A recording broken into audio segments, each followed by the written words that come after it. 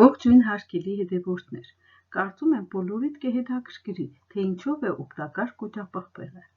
Այն հարավարևելյան Ասիայի բնիկ բույս է։ Կոճապղպեղը շատ է օգտագործվում ասիական խոհանոցում և նաև ավանդական բժշկության մեջ։ Այն օգտագործում են և թարմ և չորացած փոշիացված վիճակում։ Բուսական բժշկության մեջ բարձր գնահատված կոճապղպեղը պարունակում է ածխաջրեր, սպիտակուցներ, մանրաթելեր, վիտամիններ, հանքանյութեր, կալցիում, մագնեզիում, նատրիում, երկաթ, պղինձ, կալիում և այլն։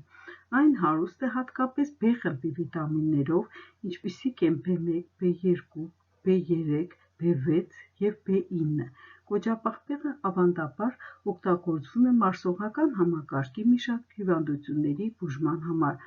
օրինակ ստամոքսի ցավի և լուծի դեմ պայքարելու համար։ Այն ունի օգտակար ազդեցություն սրտխառնոցի և փսխումների դեմ։ Կոճապղպեղը ունի հակաօքսիդանտային միացություններ, որոնք հակազդում են սթրեսին և հանգստացնում են մարդուն։ Կոճապղպեղի ակտիվ բաղադրիչները խտանում են բջիջների գոյացումը և պայքարում են վաղաժամ ծերացման դեմ։ Կոճապղպեղը ունի նաև հակաբորբոքային հատկություն, հատկապես արդյունավետ է բորբոքված մկանների և հոդերի ցավը թեթևացնելու համար։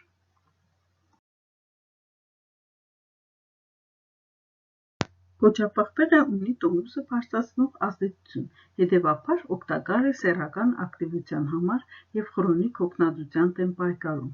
Բացի օրգանիզմը աշխուժացնելուց, կոճապղպեղը խտանում է նաև իմունային համակարգը, հատկապես արդյունավետ է վիրուսային վարակների դեմ պայքարում։ Լավ արդյունք է տալիս օրական օգտագործել 5-ից 10 գրամ կոճապղպեղ փոշու տեսքով կամ մեկ փոքրիկ կտոր թարմ վիճակում։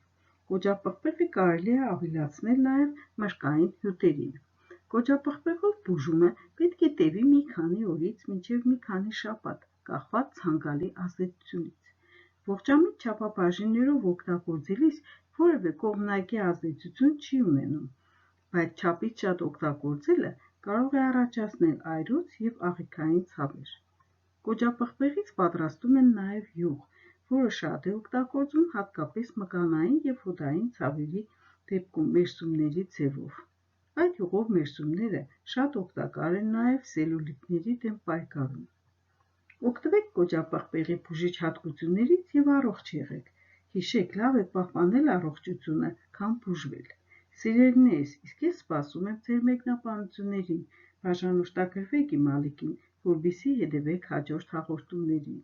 Ես դեռ շատ հետաքրքիր թեմաներ ունեմ ձեզ ներկայացնելու։ Առողջություն և բարօրություն եմ ցանկանում բոլորիդ։